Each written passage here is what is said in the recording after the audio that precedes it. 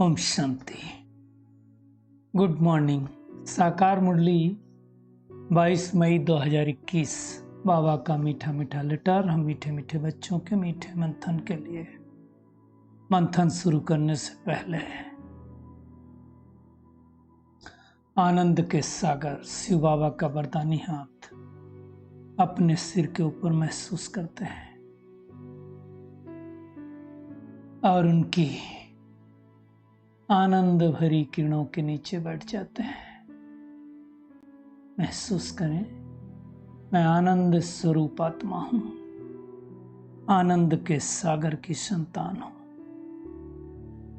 आज बाबा ने कहा, मीठे बच्चे, अपना सब कुछ ईश्वरीय सेवा में सफल कर भविष्य बना लो। ये समय है अपना भविष्य बनाने के लिए। क्यों?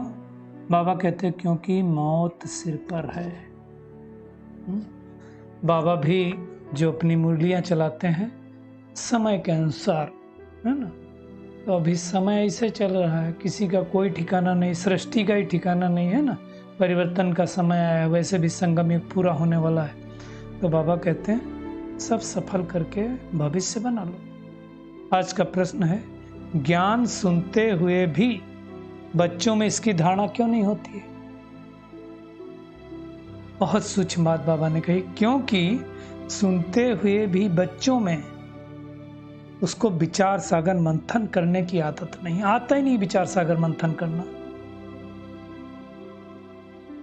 बुद्धि योग देह और देह के संबंधों में लटका हुआ है। तो जब बुद्धि योग निकले तब कुछ धारणा हो। बाबा कहते हैं मोह भी ऐसी चीज है जो एकदम बंदर बना देता है। इसलिए बाप बच्चों को पहला पहला वायदा याद दिलाते हैं। क्या वादा किया था? जब आप आएंगे तो देह सहित देह के सब संबंधों को भूलकर आपको हम याद करेंगे।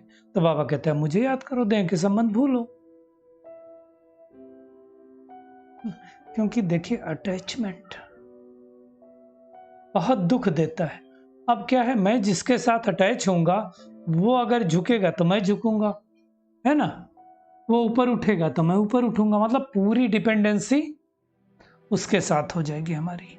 आज का गीत है, भोलेनाथ से निराला, गौरीनाथ से निराला कोई और नहीं, मेरी बिगड़ी को बनाने वाला कोई और नहीं। बाप बैठ समझाते हैं। बाबा कहते हैं बच्चों को तो मालूम है कि बिगड़ी बनाने वाला कौन?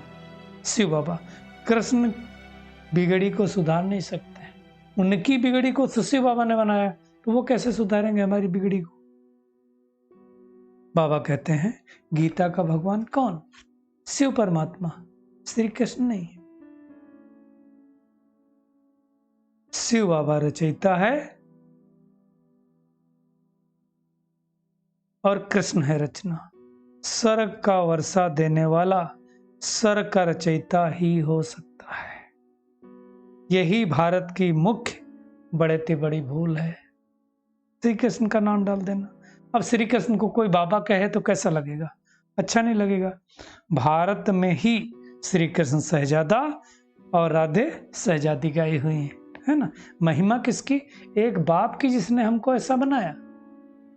वही ऊंच ते ऊंच विश्व का मालिक बनाने वाला है। श्री कृष्ण सूर्यवंशी डिनास्टी के सहजादे सहजादियां हैं। बाबा कहते हैं ये सब ज्ञान बाबा इस समय सुनाते हैं। सतयुग में थोड़ी किसको ज्ञान सुनाया। श्री कृष्ण तो सतयुग में वहां सुनाएगा क्या किसी को ज्ञान? बाबा कहते हैं भगवान रचयिता उसको कहा जाता है जो पुनर्जन्म रहित है, ना कि श्री कृष्ण को। वो रचना है, वो रचता है। तो हमको हीरे तुल्य कौन बनाता है? शिव बाबा। तो बाबा का फरमान है तुम मुझे याद करो और वर्षे को याद करो। बस मुख्य बात यह है। तो क्या होगा? हमारा कौड़ी से हीरे तुल्य जीवन बन जाएगा।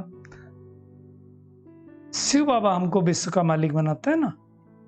कृष्ण तो विश्व का मालिक बनता है, बनाने वाला सिर्फ शिव बाबा है ना। गीता की देखो कितनी महिमा गाई गई है। गीता के साथ भारत की भी महिमा है, लेकिन महिमा भारत की बनाने वाला कौन? शिव बाबा। तो भारत जो कौड़ी तुल्य हो गया था, उसके हीरे तुल्य बनाने वाला शिव बाबा। दिन प्रतिदिन बाबा एक कोई बातें सुनाते जाते हैं। बाबा कहते हैं बच्चों की बुद्धि में अच्छी रीत रखना चाहिए, किसी बाबा हमको वर्षा दे रहे हैं। वही कहते हैं मामेकम, याद करो तो विकर्म विनाश होंगे। मुख्य बात है याद करना। वो सर्वशक्तिमान है, वो वर्षा देते हैं। कृष्ण को सर्वशक्तिमान नहीं कहेंगे। आज बाबा कंपैरिजन दोनों का समझा रहे हैं। कृष्ण कभी नहीं कहेंगे देह के संबंध छोड़ मामेकम याद करो। क्यों? उनके तो देह के संबंध भी हैं, शरीर भी लिया है, माता पिता भी हैं, वो कह नहीं सकते हैं। तो बाबा कहते हैं ये सब बातें विचार सागर मंथन कर तुम बच्चों को बुद्धि में धारण करना चाहिए। हमको ही धारण करना ना लेकिन मोह में फंसे होंगे, लोभ में फंसे होंगे, ये धारण हम फिर नहीं कर पाएंगे। तो बाबा कहते हैं और संग तोड़ मेरे संग जोड़ो।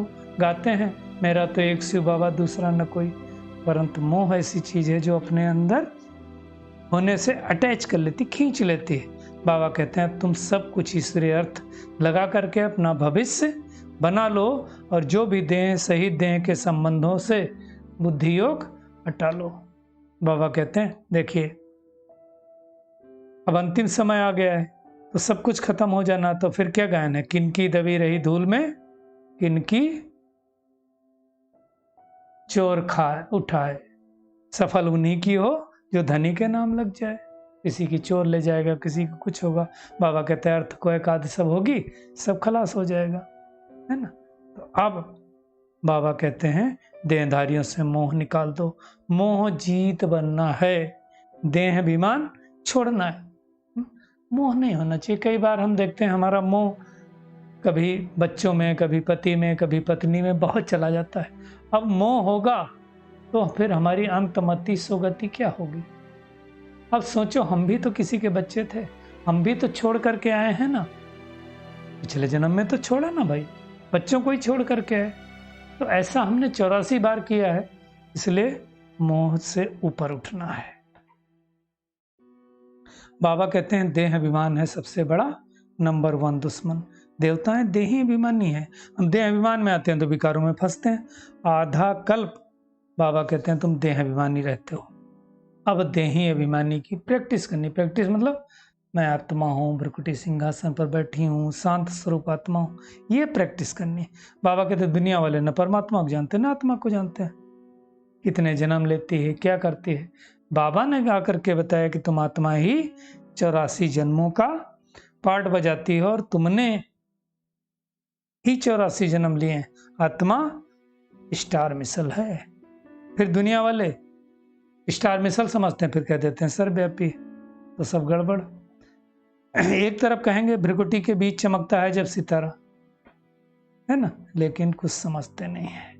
वही परमात्मा परम धाम का निवासी है। देवताओं को सर्वगुण 16 कला संपूर्ण उन्होंने ही बनाया, है ना। उनको ही ज्ञान का सागर पतित पावन कहा जाता है।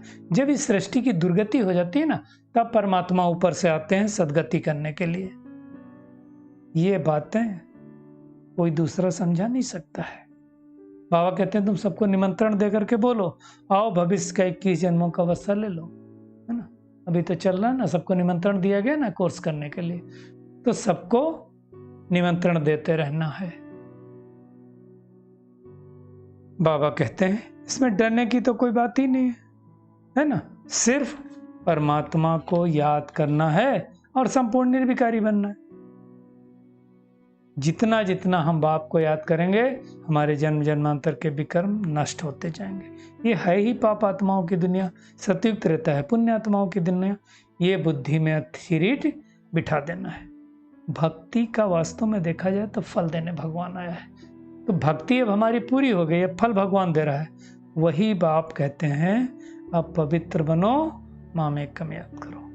ये महामंत्र है, रट के रखना है। पवित्र बनना और मन ही मन परमात्मा को याद करना है, क्योंकि हम याद करेंगे तो सतो प्रधान बन जाएंगे।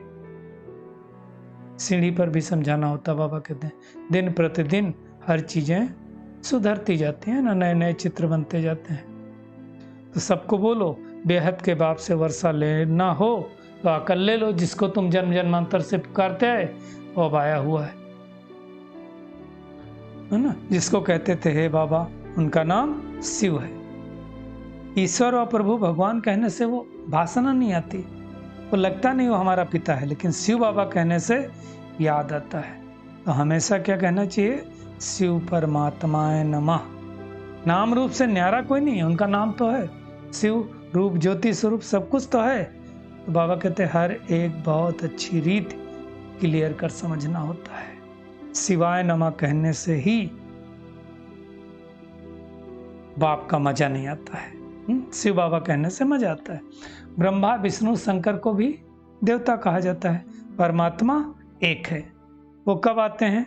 जब सारी दुनिया कब्र दाखिल हो जाती है, जब सबका क़यामत का समय हो जाता है, तब बाबा आकर के कब्र में दाखिल हुई आत्माओं को उठाते, अर्थात देह विमान से दूर करते हैं। क़यामत के समय तो खुदा भगवान आते हैं ना, ये सब जगह लिखा हुआ है, कुरान में भी लिखा हुआ है कि सागर के बच्चे भस्मीभूत हो गए, है ना, अर्थात विकारों में बैठकर काले आयरन एजेड बन गए, मुख्य काम विकार। तो बाबा कहते फिर सुंदर कैसे बनेंगे? बाबा की याद से। जितना जितना बाबा को याद करेंगे उतना हमारी अंतमति सुगति हो जाएगी। मुख्य बाबा आज बार बार कहते हैं देह अभिमान, उसको छोड़ना है। बाबा समझाते हैं कि ये बुद्धि में तुम्हारी क्यों नहीं बैठती हैं बातें, क्योंकि देह अभिमान है। तो बाबा युक्ति बताते हैं। क्या युक्ति बताते हैं? जिस बेहद के बाप ने स्वर्ग का वर्षा दिया था, वही बेहद का बाप फिर से 21 जन्मों के लिए बेहद का वर्षा देने आया है। उसको अच्छी रीत पहचान करके याद करो। हम ही सूर्यवंशी, सो चंद्रवंशी, सो वैश्यवंशी, फिर शूद्रवंशी बनेंगे, है ना। अब तकदीर में नहीं किसी की, तो क्या करो? देखो कितने लोगों को इंटीमेट किया जाता है और कितने लोग आते हैं, है ना। तो जिसकी तकदीर में होती है वो आते रहते हैं। बाबा कहते हैं सर्विस करेंगे तो नाम भी होगा बाला, है ना। कई बच्चियां बाबा कहते हैं कितनी होशियार हैं, सब काम करती हैं, सर की बात सही दिलवाती हैं। बाबा कहते हैं ये है चित्र जो बाबा के अपने चित्र हैं, ये अंधों के आगे जैसे आईना है ना। हमारे चित्र बहुत अच्छे, तो उन चित्रों को अच्छी तरह समझना है। समय मिले ना तो एक एक चित्र के आगे बैठ जाना चाहिए। बाबा कहते हैं ये अंतिम जन्म है, स्वर्ग में चलना है तो पवित्र जरूर बनना है, विनाश सामने खड़ा है। अब बाबा को याद करेंगे तो बेड़ा पार हो जाएगा। तो आज सारा दिन क्या करना है? एक तो अपना सब कुछ ईश्वरीय अर्थ सफल करके भविष्य बना लेना है। विचार सागर मंथन करने की आदत अवश्य डालनी है। विनाश से पहले, क़यामत से पहले अपना सब कुछ सफली करना है। देहधारियों से मोह निकाल करके मोह जीत बनना है।